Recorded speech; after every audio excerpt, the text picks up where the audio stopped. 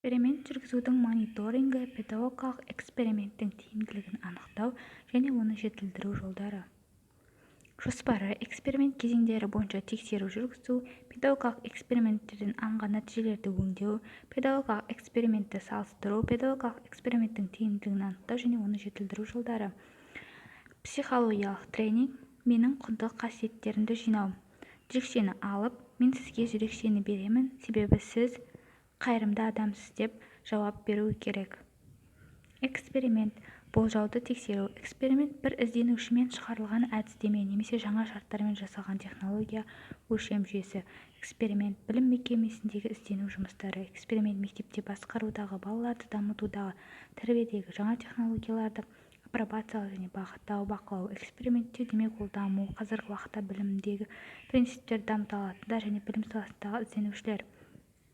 Педагогикалық эксперимент педагогикалық мәселелерін шешудің жаңа, анағұрлым тиімді әдістерін іздеу мақсатында оқу немесе тәрбие жұмысын саласында ғылыми қойылатын тәжірибе сынақ. Педагогикалық құбылыстарындағы себеп-салдарлық байланыстарды зерделеу жөніндегі зерттеу жұмысы.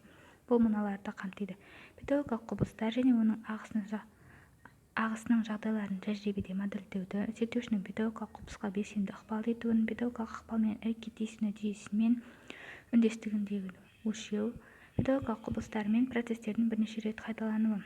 Педагогикалық эксперимент педагогикалық құбылыстарды, деректер мен тәжірибелерді зерттейтін танымның әдісі. Харламов. Педагогикалық эксперимент алдын ала жасалған болжамдарды тексеру және негіздеу мақсатында оқушылар мен мұғалімдердің педагогикалық қызметін арнайы ұйымдастыру деген анықтама берсе, Кушнер. Педагогикалық эксперимент тәжірибедегі заңдылықтар мен өзгерістерді ашу мақсатында зерттелетін педагогикалық құбылысқа зерттеушінің белсенді араласуы. Подласов болса, педагогикалық эксперимент нақты жағдайдағы педагогикалық үрдістерді түрлендіруге арналған ғылыми тәжірибе деді.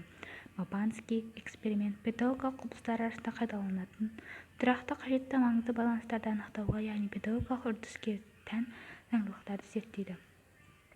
Педагогикалық эксперимент келесідей міндеттерді анықтайды: зерттеушінің ықпалымен алынған нәтижесінің арасында кездейсоқ емес өзара байланысты анықтау, педагогикалық психологиялық ықпал етудің екі немесе одан да көп нұсқасын табыстылығын салыстыру және келесі критерийлер: нәтижелігі, жұмсалған күш пен уақыт, қолданылатын әдіс-тәсілдер бойынша оңтайлысын таңдау, құбылыстар арасындағы себеп-салдарлық заңды байланыстарды анықтау, оларды сандық және сапалық түрде ұсыну.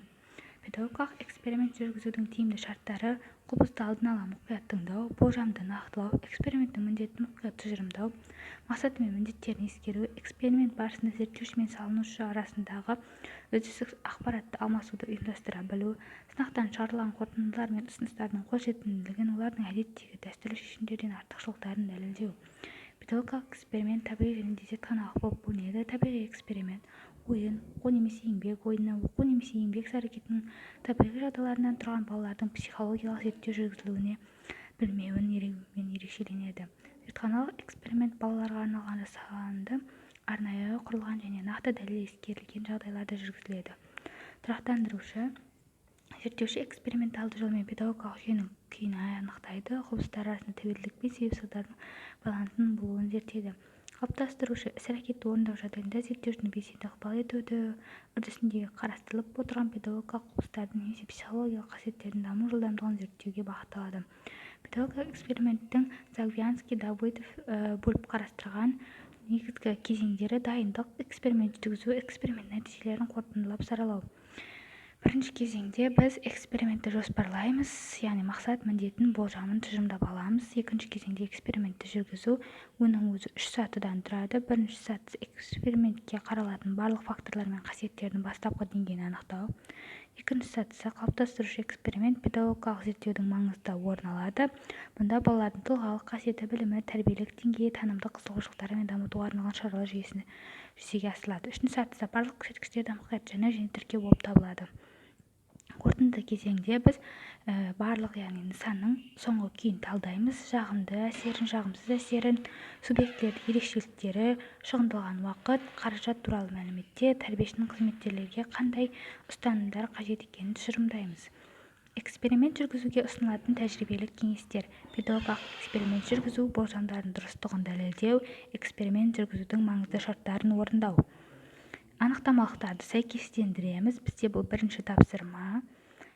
Осыдан кейін біз, яғни педагогикалық эксперимент жүргізудің тиімді шарттары қандай деген сұрақтарға жауап береміз. Квиз сұрақ жауабымен сабағымызды бекітеміз. Кері байланыс, бізде еркін микрофон. Өз ойларыңызды қорытындылаңыз. Назарларыңызға рахмет.